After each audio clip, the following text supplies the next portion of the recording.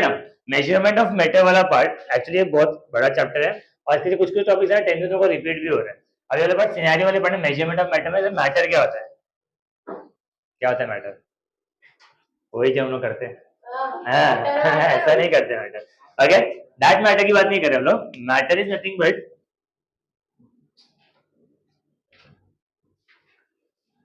Anything which occupies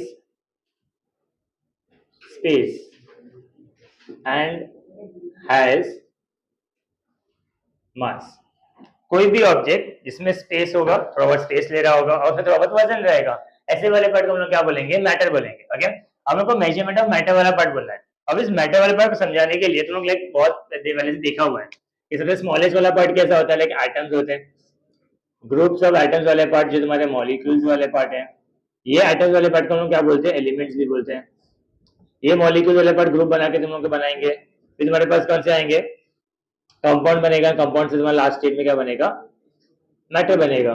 okay, तो अगर हम कंपाउंड के रिगार्डिंग बात करें कि कोई भी कंपाउंड बनता कैसे, तो कंपाउंड बनेगा कैसे, जब ग्रुप ऑफ एलिमेंट्स कंबाइन करना स्टार्ट करेगा, एलिमेंट्स इन ग्रुप कंबाइन करना स्टार्ट करेगा, उसको हम लोग क्या बोलते हैं, कंपाउंड बोलते हैं। सिंपल एग्जांपल लेते हैं, पहले एलिमेंट्स क्या था, पहले वो बताते थे कि एलिमेंट्स क्या होता है। कौन से एलिमेंट्स हम लोग को पता है,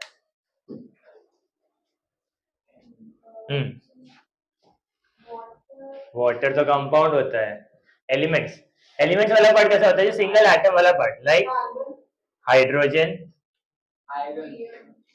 हीलियम, किसी ने कार्बन बोला, नाइट्रोजन है, ऑक्सीजन है, बोरॉन है, lithium, aluminium, silicon, phosphorus, calcium, potassium, sodium, ये जो हम लोग टर्म्स हम लोग समझने का ट्राई कर रहे हैं, इन सबको हम लोग क्या बोलते हैं, एलिमेंट्स बोलते हैं। ये सब सिंगल सिंगल होंगे, जब ये एलिमेंट्स ग्रुप बना के एक साथ जुड़ने लग जाएंगे, इसको हम लोग क्या बोलेंगे, कंपाउंड बोलेंगे। और एग्जांपल की तौर पे कंपाउंड वाला पार्ट हमने ऑलरेडी इसमें देखा भी है, जब हाइड्रोजन ऑक्सीजन से रिएक्ट करेगा तो ये बनाएगा वाटर। तो वाटर को हम लोग क्या बोलते हैं, वाटर इज माई कंपाउंड, जो बना है हमारे एलिमेंट से। ओके, अब ये कंपाउंड वाले पार्ट में जो हम लोग उसको वाटर बोल रहे हैं, इस वाटर वाले पार्ट को H2O को हम लोग बोलते हैं it is nothing but my molecular formula. क्या बोलते हैं इसको हम लोग, मॉलिक्यूलर फॉर्मूला। अब ये मॉलिक्यूलर फॉर्मूला क्या काम का, वाटर से काम हो रहा है तो H2O याद रखने का क्या जरूरत है। ये मॉलिक्यूलर फॉर्मूला कितना इंपॉर्टेंस क्यों है, मॉलिक्यूलर फॉर्मूला हम लोग को बेसिकली, अगर लाइक नॉर्मली मैं बोलूँ अच्छा वाटर, अभी वाटर किससे बने तुम लोग को समझ में आएगा, बट अगर मैंने ऐसा बोल दिया कि वाटर के अंदर H2O है, तो अगर कोई भी सुनेगा H2O वाला वर्ड, उसके दिमाग में क्या आना स्टार्ट करेगा, अगर H2O है इसका मतलब उसके अंदर हाइड्रोजन है और ऑक्सीजन है। कितने नंबर में वो समझ आएगा, H2 है इसका मतलब क्या है, इसके अंदर 2 हाइड्रोजन है और कितना ऑक्सीजन है, 1 ऑक्सीजन है। तो मॉलिक्यूलर फॉर्मूला हम लोग को उस कंपाउंड के अंदर कितने एलिमेंट्स हैं और कितने नंबर के अंदर एलिमेंट्स है, तो इसके अंदर 2 एलिमेंट है, हाइड्रोजन और ऑक्सीजन, और कितने नंबर में, हाइड्रोजन 2 है, ऑक्सीजन 1 है। तो मॉलिक्यूलर फॉर्मूला हम लोग को ये एक्सप्लेन करने का ट्राई करेगा कि कोई भी कंपाउंड के अंदर कौन से एलिमेंट्स से बने हुए हैं। क्लियर वाला पार्ट। अब इसी मॉलिक्यूलर फॉर्मूला का इंपॉर्टेंस बढ़ते हुए साइंटिस्ट लोग ने इसके अंदर का रिएक्शन देखना स्टार्ट किया। तो जब भी कोई केमिकल रिएक्शन होता है तो रिएक्शन में एक्चुअली कंपाउंड्स रिएक्ट नहीं करते हैं, कौन रिएक्ट करता है, उसके अंदर के एलिमेंट्स रिएक्ट करना स्टार्ट करता है। तो अगर वाटर वाला पार्ट बनना स्टार्ट से रिएक्ट करेगा तो वाटर के अंदर के हाइड्रोजन और ऑक्सीजन एक दूसरे से रिएक्ट करना स्टार्ट करेगा, उसके लिए मॉलिक्यूलर फॉर्मूला इतना इंपॉर्टेंट हो जाता है। अब मॉलिक्यूलर फॉर्मूला जो केमिकल रिएक्शन हो रहा है, ये रिएक्शन वाला पार्ट समझ लेते हैं कि रिएक्शंस कैसे कैसे टाइप के होते हैं।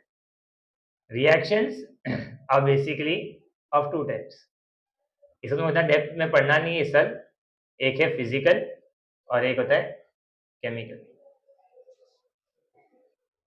रिएक्शन मतलब हम लोग के चेंजेस के रिगार्डिंग बात कर रहे हैं। फिजिकल चेंज या फिजिकल रिएक्शन वाले पढ़ना कैसे बात कर रहे हैं, जो सिर्फ टेम्पररी है, टाइम बिंग के लिए हो रहा है। लाइक एग्जांपल ले लेते हैं कि उन्होंने आइस से वाटर बनाया, तो क्या परमानेंट वाला पार्ट है, मैंने फ्रिज खोला, बर्फ निकाला, प्लेटफॉर्म पे रख दिया, मेल्ट करना स्टार्ट हो गया तो पानी बन गया। अब मैं उस पानी को फिर से जमा करके फ्रिज में रखूंगा तो क्या बर्फ बनेगा कि नहीं बनेगा? बन जाएगा। तो ये वाले पार्ट में फिर से रिवर्स हो गया ना, तो ऐसे वाले को हम लोग क्या बोलेंगे? फिजिकल चेंज बोलेंगे, जो फिजिकल रिएक्शन वाला पार्ट है। बट अगर हम लोग बात करते हैं केमिकल के लिए, केमिकल रिएक्शन वाला बात करते हैं, हम लोग मिल्क लेते हैं, हम लोग मिल्क को हल्का हल्का गर्म कर रहे हैं और हम लोग गर्म करके इसमें थोड़ा सा दही डाल के इसको कर्ड बना रहे हैं। तो जैसे इस वाले केस में हुआ था, आइस से वाटर बनाया तो वाटर से फिर से आइस बना रहा है। तो अगर मैं मिल्क से कर्ड बना लिया तो कर्ड से फिर से मिल्क बना सकता हूँ, उसका सिर्फ बटर मिल्क बनेगा, बटर मिल्क छाछ बन सकते हैं। तो ये वाले केस में क्या बोलेंगे? इट्स अ केमिकल चेंज, जो एक बार हो गया सो हो गया, परमानेंट है, इसका तो कुछ चेंज हो नहीं सकता। ऐसे वाले को हम लोग क्या बोलेंगे? इट्स अ केमिकल रिएक्शन वाला पार्ट। तो केमिकल रिएक्शन में जो भी रिएक्शन हो रहा होगा वो सब परमानेंट वाला पार्ट, वो फिर से कभी फिर से रिटर्न नहीं आ सकता। ऐसे के हमें कुछ लॉज दिया हुआ, हम लोग को सारे लॉज नहीं पढ़ना है, कुछ लॉ पढ़ना है। It is law of chemical combination. Law of chemical combination basically दो पार्ट में को डिवाइड करके दिया हुआ है। One is law of conservation of matter and second law is law of constant proportion. एक एक की बात करते हैं। Again law of conservation of matter, ये कंजर्वेशन वाला वर्ड बहुत बार आ रहा है।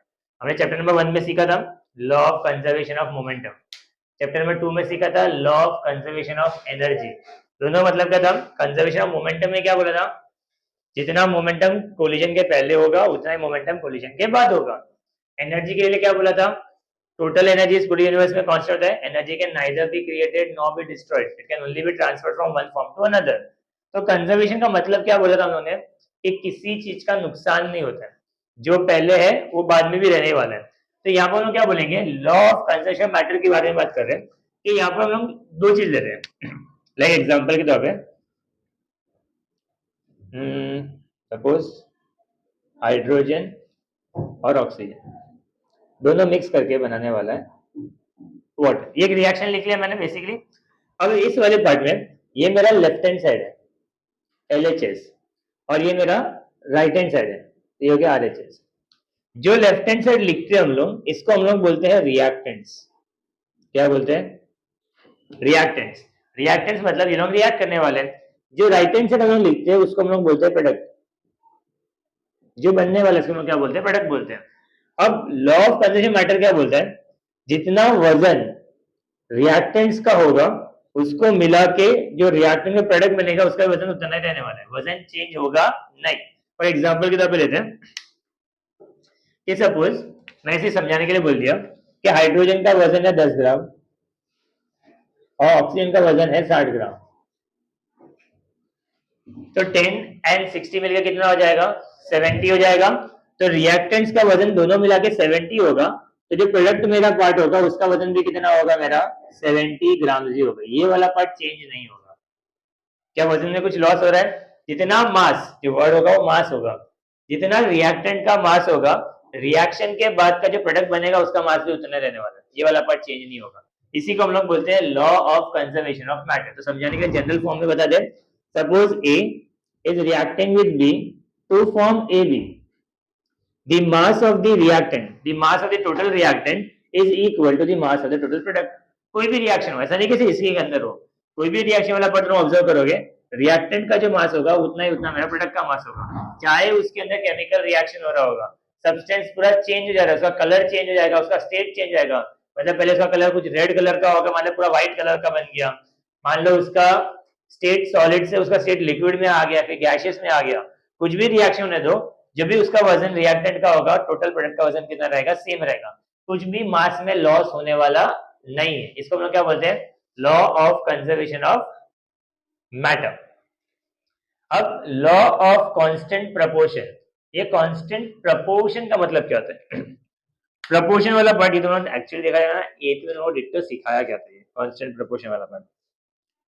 Chapter called as composition of matter, chapter number 6, inside the atom के जस्ट बाद वाला पार्ट था। याद है तो ठीक है, नहीं याद है तो और भी ठीक है, कोई लोड नहीं है। Okay, law of constant proportion.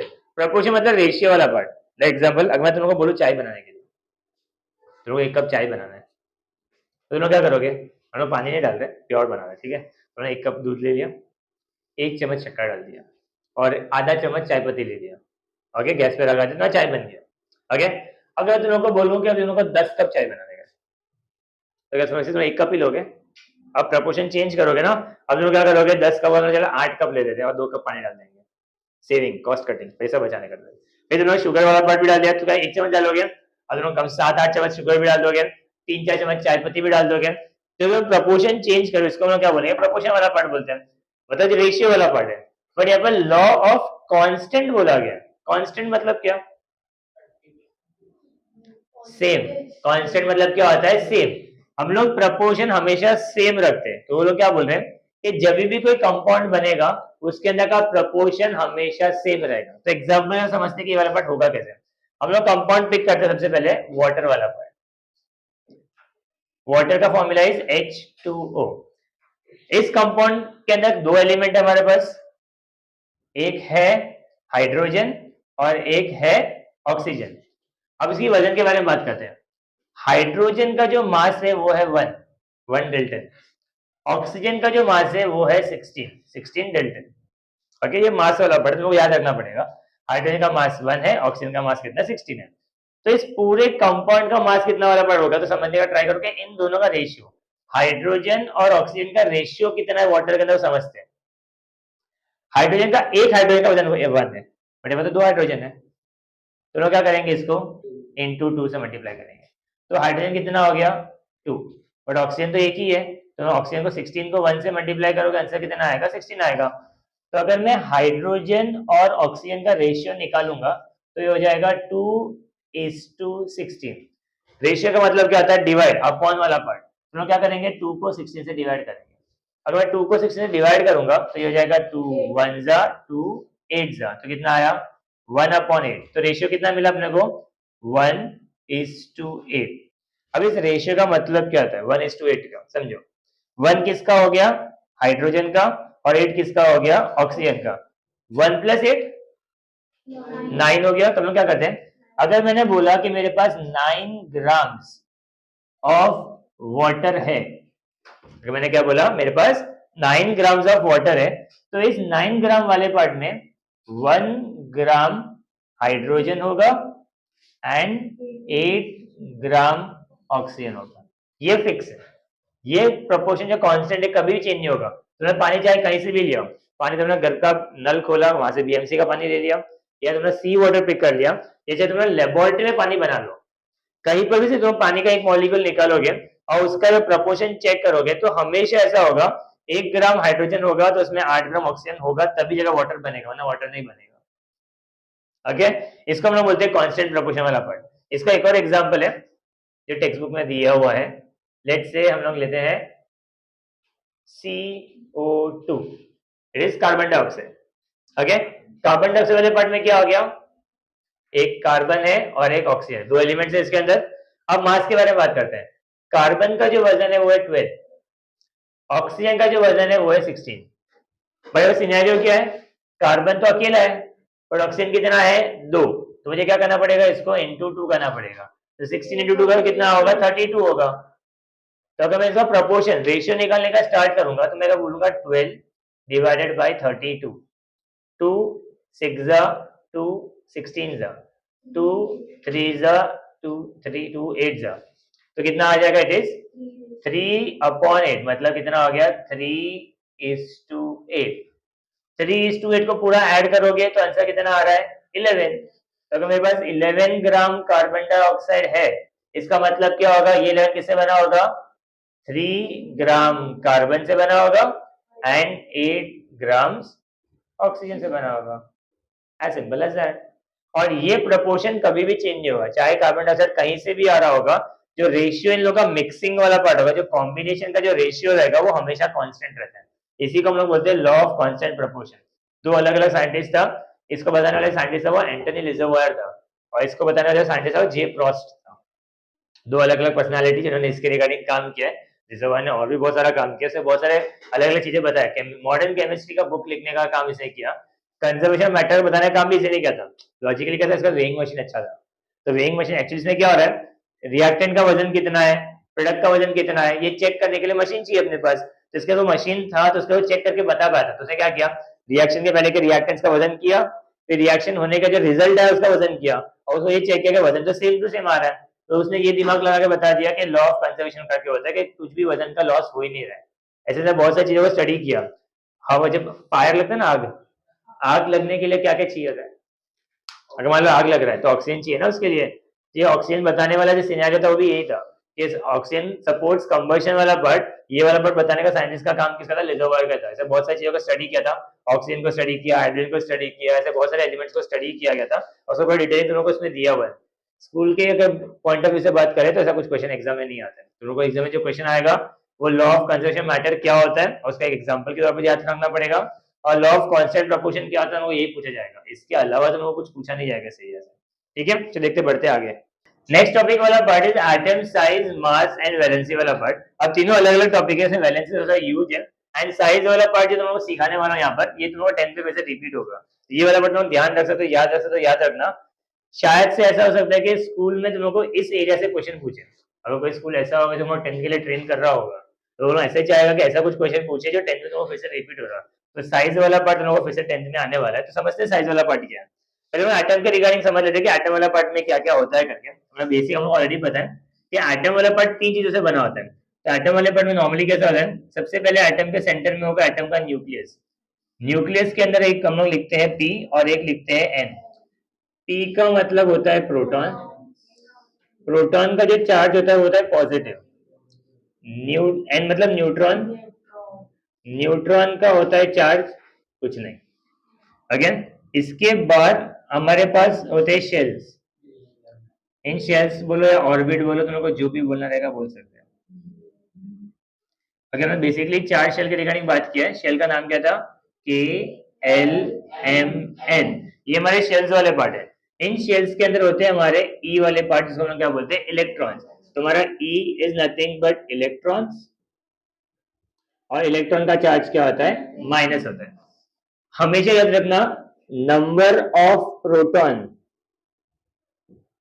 is always equal to number of electrons। कहने का मतलब क्या हुआ? जितना मेरा पॉजिटिव चार्ज होगा वो हमेशा इक्वल होगा जितना मेरा नेगेटिव चार्ज है। अगर मैंने बोल दिया कि कोई भी एटम में 10 पॉजिटिव चार्ज है, इसका मतलब उसके अंदर 10 नेगेटिव चार्ज होगा ही होगा। इसी को हम लोग बोलते हैं atom is electrically neutral. Last में गिव रीजन एक स्टेटमेंट था, एटम इज इलेक्ट्रिकली न्यूट्रल। इसका रीजन क्या होता है? कोई भी एटम में जितना पॉजिटिव चार्ज होगा उतना उसका नेगेटिव चार्ज होगा। तो प्रोटॉन इलेक्ट्रॉन वाला पार्ट तो हमेशा सेम सेम होगा, सिर्फ न्यूट्रॉन का नंबर अप एंड डाउन हो सकता है, उसका कोई इश्यू नहीं है। अगर अब लोग एटम की साइज के रिगार्डिंग बात करें तो एटम की साइज वाले पार्ट के लिए हम लोग को पता होना चाहिए एटम का रेडियस। पहले नॉर्मल समझते हैं कि रेडियस क्या होता है। रेडियस जो हमने ज्योमेट्री में सीखा है, रेडियस वाला पार्ट क्या होता है? हमारे पास होता है एक सर्कल, सर्कल के बीच में होगा सेंटर। सेंटर से कोई भी लाइन जो सरकमफ्रेंस के पास जाता है उसको हम लोग क्या बोलते हैं? रेडियस बोलते हैं। ये नॉर्मल वाला पार्ट है। बट अगर हमने बोल दिया एटॉमिक रेडियस, तो एटॉमिक रेडियस का डेफिनेशन क्या होगा? तो एटॉमिक रेडियस का मतलब क्या होता है? जैसे हमने यहाँ पर सेंटर बोला है, एटम के सेंटर में क्या होता है? न्यूक्लियस। तो हम लोग क्या बोलेंगे? ये सेंटर में जो न्यूक्लियस होगा, न्यूक्लियस से लेके उसके आउटर मोस्ट ऑर्बिट तक, मान लो मैं 2 शेल बनाता हूँ, तो न्यूक्लियस से लेके आउटर मोस्ट ऑर्बिट तक का जो डिस्टेंस होगा इसको हम लोग बोलते हैं एटॉमिक रेडियस। ओके, 3 शेल रहेगा साइज और बड़ा होगा, 4 शेल रहेगा साइज और बड़ा होने लग जाएगा। ओके, तो एटॉमिक रेडियस का मतलब क्या हो गया? सेंटर मतलब न्यूक्लियस से लेके आउटर मोस्ट ऑर्बिट तक का जो डिस्टेंस होगा उसको हम एटॉमिक रेडियस बोलेंगे। अब हम एटम के साइज के रिगार्डिंग बात करते हैं कि एटॉमिक साइज वाला पार्ट होता क्या है। ओके, एटम का साइज याद रखने से पहले तुम लोग को एटलीस्ट स्टार्टिंग के 20 एलिमेंट्स लर्न कर लो अभी से। वो 20 एलिमेंट्स कैसे लर्न करोगे?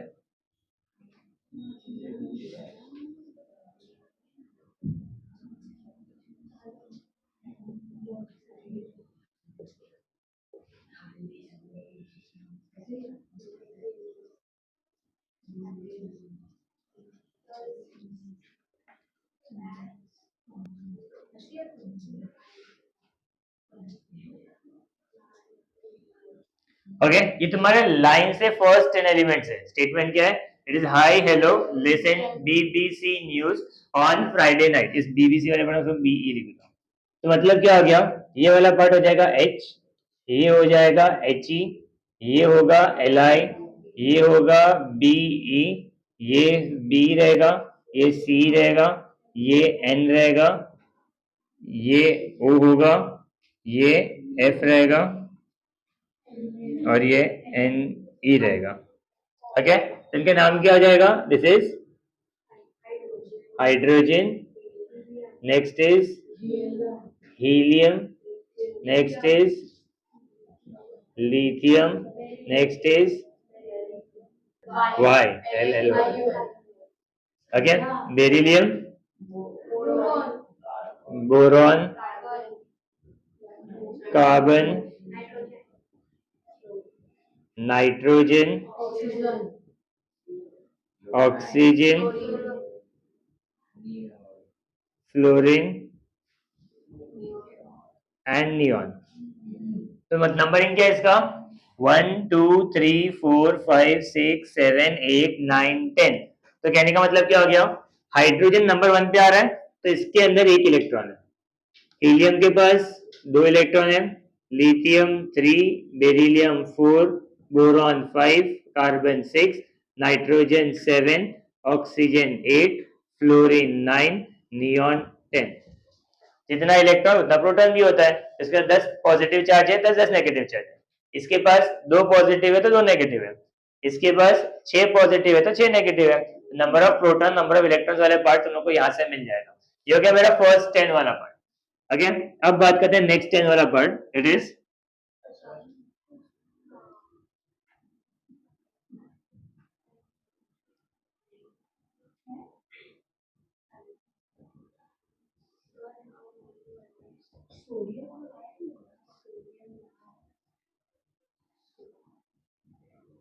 ना मांगो हल्का से पेप्सी सोडा कोला।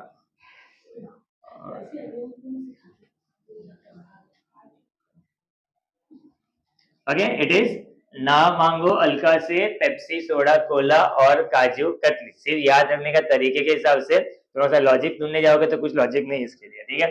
तो ना वाला पार्ट स्टिल ना ही रहेगा, मांगो वाला part is Mg, Alka is Al, Si से Si, ये वाला part P, this is S, this is Cl, this is Ar, this is K and this is Cl। अब इन सबका मतलब क्या होता है, ना मतलब सोडियम, Mg मतलब मैग्नीशियम, Al मतलब एल्यूमिनियम और अल्कलाइन बोला, it is silicon, it is phosphorus, sulfur, chlorine, argon, के मतलब पोटेशियम, काजू नहीं था पोटेशियम है, and it is calcium. Okay, it is ना मांगो अल्का से Pepsi soda Cola and kaju katli. इसका नंबरिंग वाला पार्ट, सोडियम के अंदर 11 इलेक्ट्रॉन्स है, मैग्नीशियम में 12, aluminium 13, then it is 14, 15, 16, 17, 18, 19 and 20। ये 20 नाम तुमने लर्न कर लिया, तुम्हारा 10th निकल जाएगा। सिर्फ 9th में तुम्हारा 10th वाला पार्ट में निकल जाएगा, 10th में तुमको इतना सा ही पढ़ना है। अगले साल मैं फिर से तुमको यही बताऊंगा। ओके, तो ये वाला पार्ट मेमोराइज कर लो कि क्या तुम्हारे नाम के सीरीज में लर्न कर लो, क्या तुम्हारा नाम में उसके अंदर कितने कितने एलिमेंट्स वाले पार्ट में कितने इलेक्ट्रॉन्स है, तुमने ये याद रखा, तुम्हारा आधा केमिस्ट्री का जो हेडेक रहेगा वो निकल जाएगा। ठीक है, चल लिख लो इतना सा। के shell 2 electron, 1 2 3 4 5 6 7 8, again 1 2 3 4 5 6 7 8 and last वाला 1। ओके, अब पहले इसके रिगार्डिंग बात करते हैं। अब मैं कंपैरिजन बताता हूँ, लिथियम देखो, सोडियम देखो और पोटेशियम देखो, किसका साइज ज्यादा है? क्यों? हम लोग बोल रहे हैं कि हम लोग लिथियम, सोडियम और पोटेशियम को कंपेयर करेंगे तो हम लोग ये समझ में आ रहा है कि सोडियम का साइज, पोटेशियम का साइज एनी डे ज्यादा है, क्यों ज्यादा है? इसमें 2 ही शेल है, इसमें 3 शेल है, बट इसमें 4 शेल है। तो हम बोल क्या सकते हैं इसमें, जैसे जैसे नंबर ऑफ शेल इंक्रीज करेगा एटम का साइज इंक्रीज करेगा। ओके, तो यहाँ पे लिख देंगे number of shell increases, atom size also increases. ये तो लॉजिकल हो गया। ओके, अब हम लोग बात करते हैं लिथियम, बेरिलियम, बोरॉन। इसमें क्या होगा? हमने बात किया था लिथियम, सोडियम, पोटेशियम। तुमने क्या बोला? पोटेशियम का साइज ज्यादा होगा सर, क्योंकि इसमें 4 शेल है। ये हम लोग को समझ में आ गया। बट अगर मैं बोलूं लिथियम, बेरिलियम और बोरॉन, इन तीनों वाले पार्ट में किसका साइज ज्यादा होगा, कम होगा या इक्वल होगा? इक्वल होगा। क्यों इक्वल होगा? 2 शेल। ठीक है, तो बोरॉन बोल रहा है, बोरॉन क्यों होगा? क्या होगा बोरॉन का साइज? छोटा? नहीं नहीं, ठीक है। या हम लोग क्या बोलेंगे, सेम लॉजिक लगा रहे हैं हम लोग, इसमें भी 2 शेल है, इसमें भी 2 शेल है, इसमें भी 2 शेल है, इसका तो साइज क्या होगा? सेम। बट ऐसा नहीं होता। ओके, यहां पर क्या होगा, लिथियम का साइज सबसे ज्यादा होगा, बोरॉन का साइज सबसे कम होगा। उसका रीजन ये है, अगर लॉजिकल देखोगे, बोरॉन के पास 5 चार्ज है, मतलब इसके सेंटर के अंदर 5 पॉजिटिव एनर्जी है। सेम वे में लिथियम के पास 3 है, तो इसके पास कितना एनर्जी होगा? 3 पॉजिटिव। सो इसमें चार्ज ज्यादा है कि इसमें चार्ज ज्यादा है? बोरॉन में चार्ज ज्यादा है। अगर पॉजिटिव चार्ज ज्यादा होगा तो ये नेगेटिव चार्ज को ज्यादा ताकत से अंदर की तरफ खींचेगा, एज कंपेयर टू लिथियम। इसका 3 ही पॉजिटिव है, तो इसने जितनी ताकत से इसको खींच के रखा होगा उससे ज्यादा ताकत इसके पास होगा, तो इसकी वजह से बोरॉन का साइज छोटा होगा, लिथियम का साइज क्या होगा? बड़ा होगा। तो हम क्या बोलेंगे, when same number of shells are there, shell are present, then the outermost shell which have more number of electrons then, sorry क्या लिखा था, then the outermost shell which have more number of electrons, their size is smaller than those who have less number of electrons. Okay, तुम लोग क्या बोल रहे हैं, जिसके अंदर सेम नंबर ऑफ शेल है, ऐसे वाले केस में जितना आउटर मोस्ट शेल में इलेक्ट्रॉन्स ज्यादा होगा उसका साइज स्मॉलर होगा, एज कंपेयर टू जिसके अंदर इलेक्ट्रॉन्स कम होगा। अगेन ये डिट्टो सेम पार्ट में 10 में भी है, तो तुम लोग याद कैसे रखोगे, जब नंबर ऑफ शेल इंक्रीज करना स्टार्ट करेगा साइज इंक्रीज करेगा, बट जब इलेक्ट्रॉन्स इंक्रीज करेगा नंबर ऑफ शेल सेम रहेगा, जितना ज्यादा इलेक्ट्रॉन्स बाहर रहेगा उतना सा साइज क्या हो जाएगा? छोटा हो जाएगा। ओके, क्लियर है? चलो बढ़ते आगे। ओके, अभी हम लोग बेसिकली साइज के रिगार्डिंग बात करेंगे, साइज एक्चुअली क्या था। अब साइज वाले पढ़ने क्या पता, सेंटर से लेके आउटर मोस्ट ऑर्बिट तक का डिस्टेंस होता है हम लोग क्या बोलते हैं? एटॉमिक रेडियस बोलते हैं, और उसमें लोगों को साइज के बारे में पता भी चलता है। चलो थोड़ा समझते हैं कि साइज वाले पार्ट में क्या क्या हो सकता है। तो मैं एग्जांपल लेता हूं पहले, Li, लिथियम का नंबर 3 था। Hi hello listen, listen third number पे आ रहा है ना, तो लिथियम के अंदर 3 इलेक्ट्रॉन्स है। लिथियम के बाद आ रहा है बेरिलियम, जिसके अंदर 4 इलेक्ट्रॉन है। फिर इसके बाद आ रहा है बोरॉन, जिसके अंदर 5 इलेक्ट्रॉन है। अब इसका इलेक्ट्रॉनिक कॉन्फ़िगरेशन, इलेक्ट्रॉनिक कॉन्फ़िगरेशन का मतलब क्या होता है कि हम लोग इलेक्ट्रॉन्स को डिस्ट्रीब्यूट करते हैं। डिस्ट्रीब्यूट करने का जो तरीका जैसे हम लोग याद होगा, हमारा शेल कैसे था, के एल एम एन, ये 4 शेल था। पहले शेल के अंदर 2 इलेक्ट्रॉन आ सकता है, फिर 8 आ सकता है, 18 आ सकता है, एंड देन 32 आ सकता है। ये हमारा डिस्ट्रीब्यूशन ऑफ इलेक्ट्रॉन्स वाला पार्ट है, 2, 8, 18 एंड 32। पहले शेल के अंदर 2, देन 8, देन 18 एंड देन 32 वाला पार्ट। अब लिथियम के लिथियम के रिगार्डिंग बात करते हैं।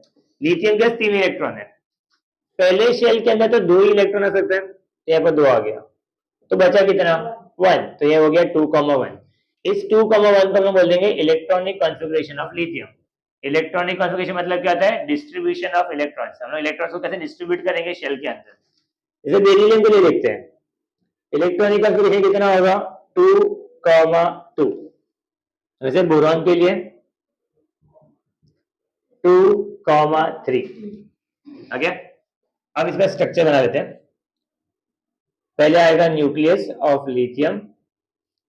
फर्स्ट वाले शेल के अंदर 2 इलेक्ट्रॉन बना दिया एंड सेकेंड वाले शेल के अंदर हमने 1 इलेक्ट्रॉन बना दिया। नेक्स्ट बेरिलियम बना लेते हैं। फर्स्ट शेल में 2 इलेक्ट्रॉन और सेकेंड शेल में भी कितना आएगा 2 इलेक्ट्रॉन 2,2। नेक्स्ट बनाते हैं बोरॉन। न्यूक्लियस, फर्स्ट शेल के अंदर 2 इलेक्ट्रॉन और नेक्स्ट में 1, 2 एंड 3 इलेक्ट्रॉन्स। अब लिथियम के नीचे एक और एलिमेंट लेते हैं Na। सोडियम के पास 11 इलेक्ट्रॉन है, तो इसका इलेक्ट्रॉनिक कॉन्फ़िगरेशन कितना होगा 2,8,1। 11 में से 2 गया 9 बचा, सेकेंड में तो 8 ही आ सकता है, तो बचेगा 1। इसका स्ट्रक्चर कैसे बनेगा 2 इलेक्ट्रॉन 1, 2, 3, 4, 5, 6, 7, 8 एंड लास्ट शेल के अंदर 2 इलेक्ट्रॉन, सॉरी 1 इलेक्ट्रॉन। ओके, चलिए से एक और लेते हैं। पोटेशियम के अंदर 19 इलेक्ट्रॉन्स है, तो ये हो जाएगा 2,8,1। अब जरा समझो कैसे होता है। टोटल 19 इलेक्ट्रॉन्स है, पहले शेल में कितना आ सकता है 2।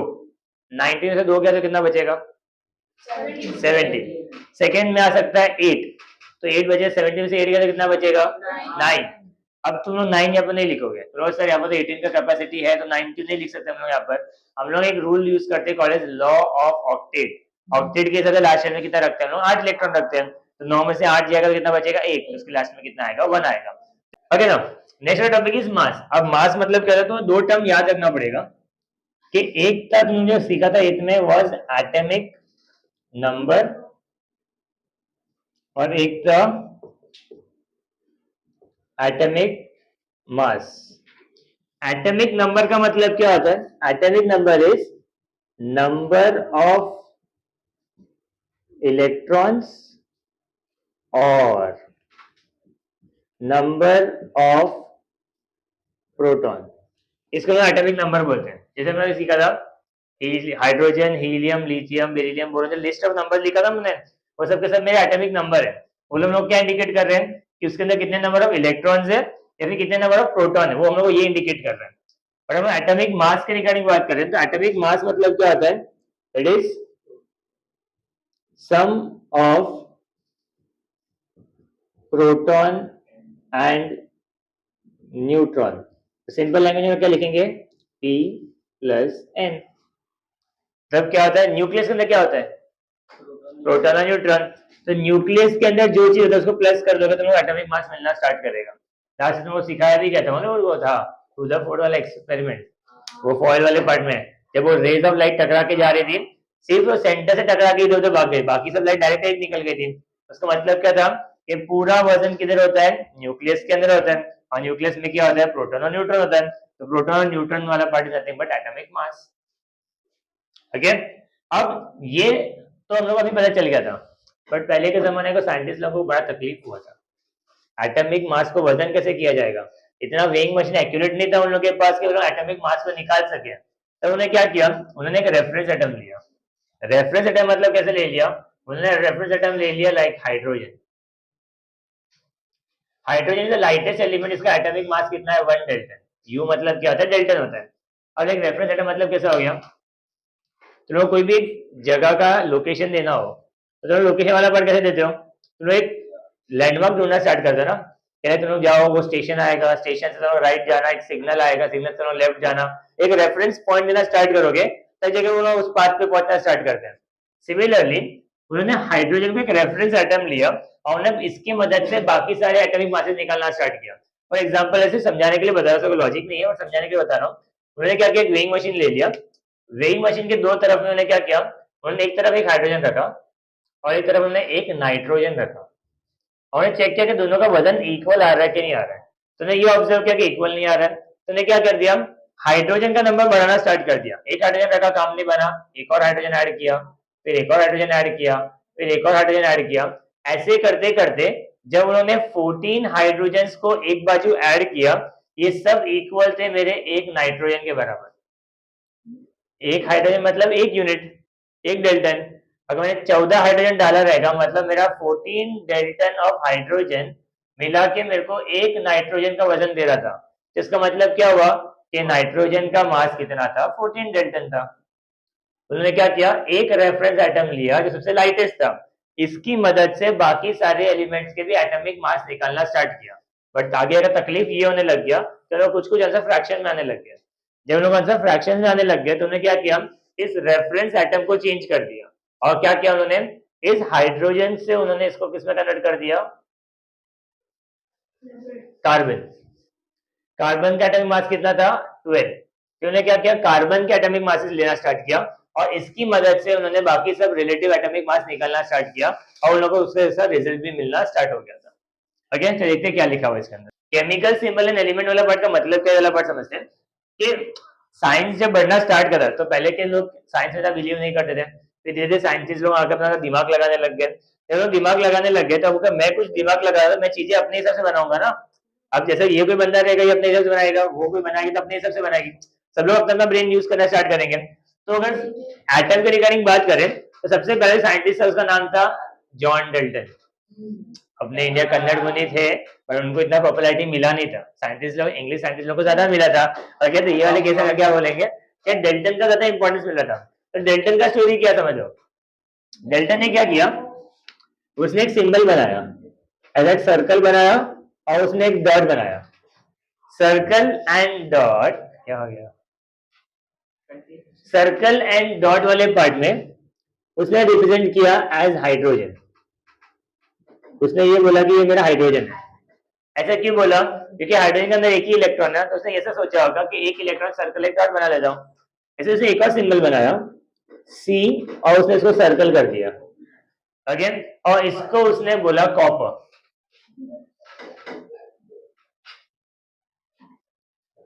अगेन अब ये डेल्टन का दिमाग था कि भाई कॉपर वाला पार्ट है, अच्छा सर्कल सी तो कार्बन भी तो हो सकता है।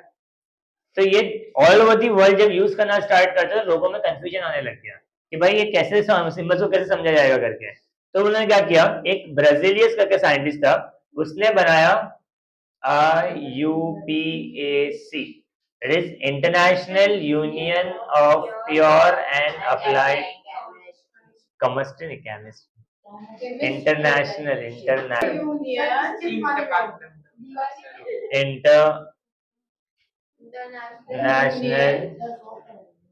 Union of pure and applied chemistry, इसका फुल फॉर्म है। फुल फॉर्म से जरूर लेना देना नहीं है, स्कूल मेनली पूछती नहीं है, बट स्टिल याद रखना कहीं मान लो तुम्हारे स्कूल थोड़ी सी हटके सोचती और पूछ ले तो ऐसा तुम लोगों को लगना नहीं चाहिए कि सर ने बताया नहीं। अगर तो IUPAC is an important thing. अभी तो तुम बेसिक जस्ट केमिस्ट्री स्टार्ट कर रहे हो, 10th में तुम लोग IUPAC एक 9th का चैप्टर है, ऑसम चैप्टर है, उसके रिगार्ड तुम लोग को IUPAC पढ़ना पड़ेगा और तब तुम लोग को थोड़े से खुशी खुशी के आंसू भी आ सकते हैं कि तुम लोग को ये पढ़ना पड़ रहा है। तुम लोग 11th 12th में जाओगे तो और गंदा वाला है केमिस्ट्री वाला पार्ट। अगर तो ये IUPAC ने तुमको बनाने आना चाहिए। बेसिक आइडिया इसका ये था कि यूनिफॉर्मिटी लाना था कि पूरे वर्ल्ड में जो चीजें चलेगी सेम चलेगी। तो उसने क्या कर दिया, दिमाग क्या लगा, ब्राजीलियस ने दिमाग ये लगाया कि अगर हाइड्रोजन है तो हाइड्रोजन का क्या करेंगे लोग, स्टार्टिंग का लेटर पिक करेंगे। तो उसने क्या कर दिया, अगर हाइड्रोजन को मुझे रिप्रेजेंट करना होगा तो मैं हाइड्रोजन को रिप्रेजेंट करूंगा एज H। क्या तुमने कभी भी ऐसे देखा कि हम लोग हाइड्रोजन को रिप्रेजेंट कर रहे हैं एज छोटा h? तो रूल उसने ऐसा बनाया कि जो फर्स्ट सिंबल होगा वो हमेशा कैपिटल ही होगा, हम लोग कभी भी स्मॉल h वाला पार्ट दिखाते ही नहीं, तो ये वाला पार्ट इसका सिंबल है ही नहीं। फिर नेक्स्ट वाला पार्ट आया हीलियम। अब हम लोग क्या कर रहे थे, स्टार्टिंग का लेटर पिक कर रहे थे, तो इसका भी स्टार्टिंग का लेटर पिक करेंगे तो ये वाला पार्ट H है, तो फिर से वही बात हो गई, ये भी H है ये भी H है, चलेगा। तो क्या कर दिया, उसके नेक्स्ट वाला लेटर ले लिया और उसको उन्होंने ले लिया E।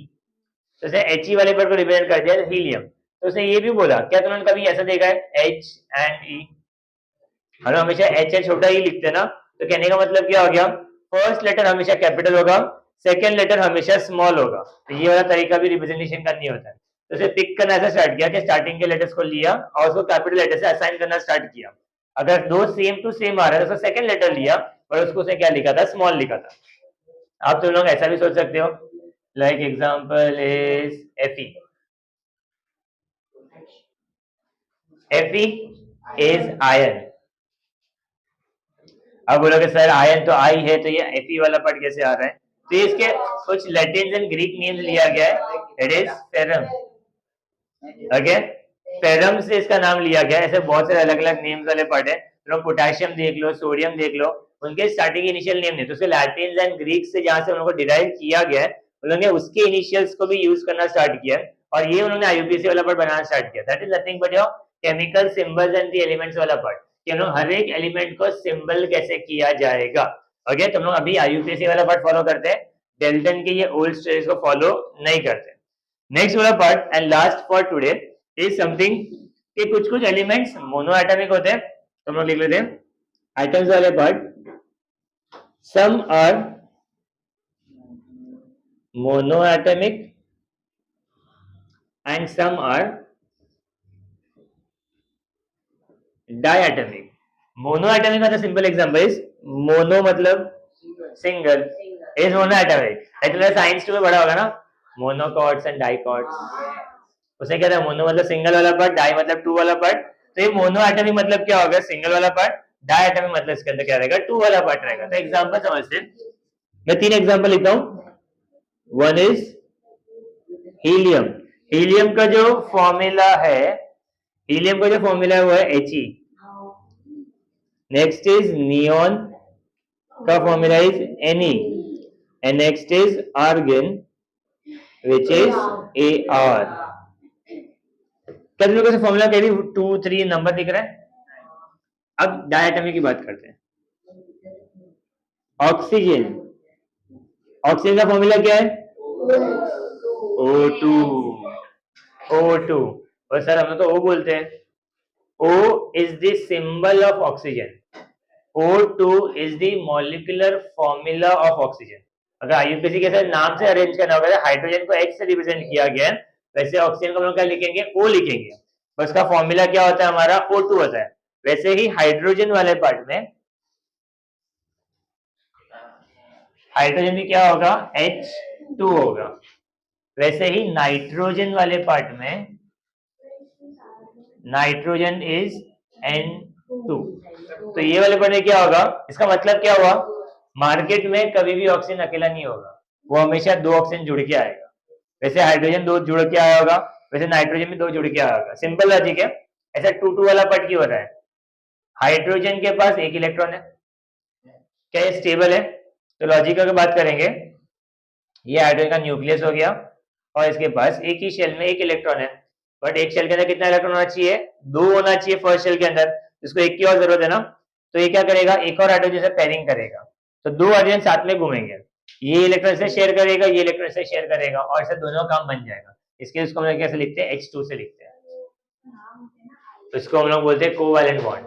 लास्ट में सीखा गया था ionic bond and covalent bond, ये वाला वो सब बाद में बात किया, वो बात की बात है। पर मैं बता रहा हूँ 2 वाला पार्ट क्यों आ रहा है। तो डायटॉमिक मतलब क्या हो गया, 2 वाला पार्ट हो गया। मोनो मतलब क्या रहेंगे, मार्केट में अकेले घूमेंगे। ओके, तो चलो ठीक है, आज का यही खत्म करेंगे। टिल देन बाय बाय, और ग्रेट डे और great night for you. Thank you.